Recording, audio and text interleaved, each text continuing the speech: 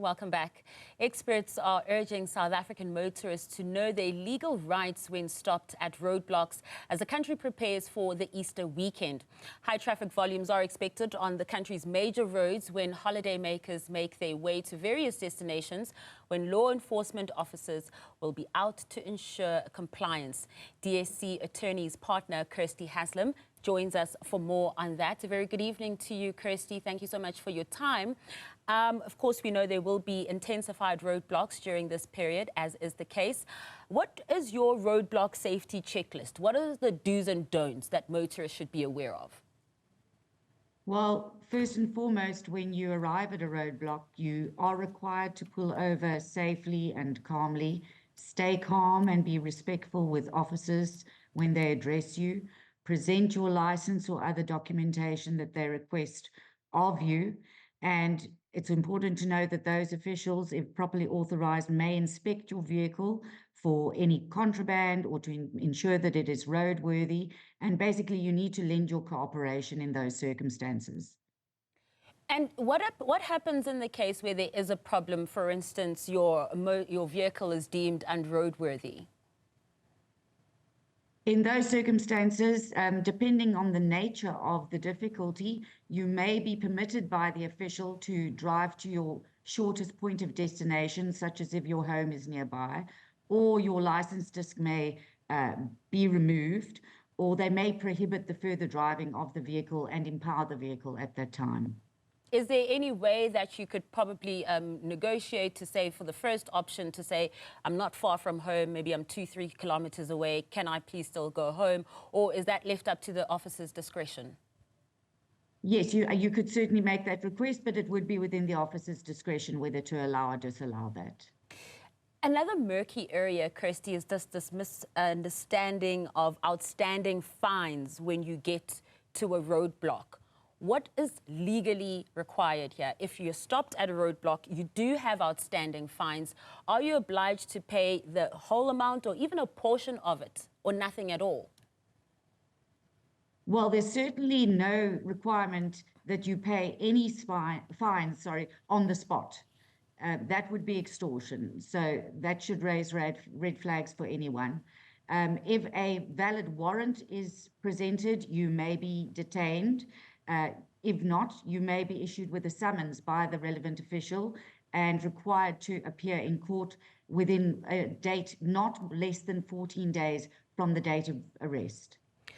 And at these roadblocks as well, where they are checking for fines, there often is like a little mobile truck of sort that can also take payments. And people usually queue up there as well to make those payments. Is that for those who choose to make that payment because they probably don't want the inconvenience of going to the traffic department?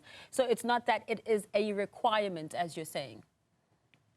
Yes, exactly. You can't be forced to pay a fine on the spot. That is not permitted. It is an option, as you say. And when you are stopped at a roadblock, I mean, some of them are pretty big and they're pretty obvious and they're right out there. But sometimes you are stopped on the side of the road by maybe a vehicle or two that has 1 or 2 officers in it. How do we know that we're being stopped at a legitimate roadblock? That is the difficulty these days, because there are very clever cartels and other organizations out there who will mislead the public. But if you are stopped in such circumstances, you are entitled to request sight of the written authorization. And of course, if that is not presented, then I would suggest that you safely proceed in a slow manner to your nearest police station and present yourself so that you're not accused of evading arrest. And what happens when it comes to roadside checks? So if the officers want to assess your car, check your car, your boot, that also, do you need to get any kind of paperwork to confirm that that is allowed? Or if it is a roadblock that is standard, you should allow the officers to do their work? Even in a roadblock scenario, if the official wishes to search your vehicle, for example, or seize any item in the vehicle, you are certainly entitled to have sight of their written authorization, and you can always have legal recourse at a later date should you think that your rights have been infringed. And, you know, Kirstie, it's all good and well, and we should know our rights as well. And earlier you mentioned that, you know, when you are being stopped, always be respectful as well. And anecdotal stories will tell us that, you know, quite often there is a clash between motorists and law enforcement officials where there's a perceived disrespect sometimes. If you're asking for the bare minimum, like the paperwork that you are speaking of now, in the instance that you say, look, I know my rights. If you want to search my car, please show me the relevant documentation. If they say, look, you're a cheeky one, what do you then do if they don't show you that documentation? I would suggest, look, that's a situation fraught with tension, isn't it? You don't want to further inflame a situation. I would suggest for your own safety in that instance to lend your cooperation, but to note all of the details of the official or officials concerned, their vehicles and so on. And you do have recourse subsequently to lay complaints, firstly with your nearest local police station. And if that does not result in a resolution, you can then resort to IPID, which is the Independent Police Investigative Directorate, and they investigate more serious allegations of police misconduct. But could that happen perhaps after an arrest? Yes, certainly that could happen after arrest, and unfortunately our police services are sued on a daily basis for unlawful arrests and detention, so unfortunately this does happen. But in a situation where you've been pulled over and it's a situation of you're not satisfied with paperwork being presented and so on, calmly lend your cooperation and have recourse to legal representation as soon as you are reasonably capable of doing so.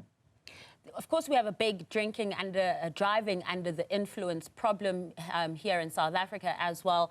Roadblocks typically also involve breathalyzer tests. What are the protocols when it comes to that if you're stopped and you are asked if you have been drinking any alcohol that night? Firstly, you have to be honest about whether, in fact, you have had something to drink.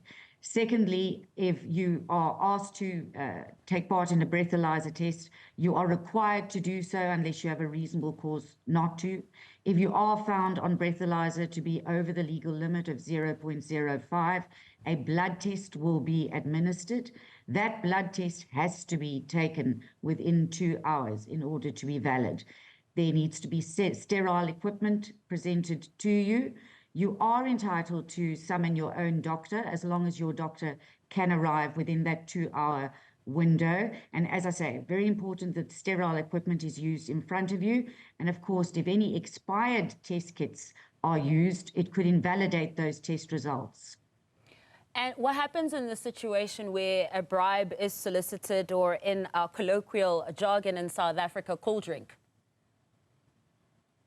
Well, certainly you must never offer a bribe. If a bribe is solicited, it can be a situation, I've had family members in it, where you feel your personal safety is endangered if you don't pay the bribe. That you have to rely on your own discretion based on what you think is safe for yourself. But then I would thereafter, as soon as possible, have recourse to making a complaint at your local police station and, if necessary, with IPID. And just finally, in your experience, how successful are those complaints with IPID or going to the police station after an incident has occurred at a roadblock? Well, if you simply have regard to our law reports are replete on a daily basis with successful claims against police, unfortunately, for these kinds of situations. IPID themselves can't give you the stats as I sit here, but they're overrun with complaints of police misconduct, unfortunately. That isn't to say every complaint is valid, but it's certainly worth having recourse to those avenues if you feel that a serious wrong has been infringed on you. And just parting shots for our motorists as we head into this Easter period? Please drive safely, obey the speed limits. If you don't step out of line, you're less likely of being pulled over. And unfortunately, it's a torrid time on our roads. These Easter season, Christmas season, there's always a lot of fatalities on our roads. If everyone obeys the rules, we won't get into trouble. Really do appreciate those tips for us there. Thank you so much. That was Kirstie Haslam, who is the legal expert and partner at DSC Attorneys.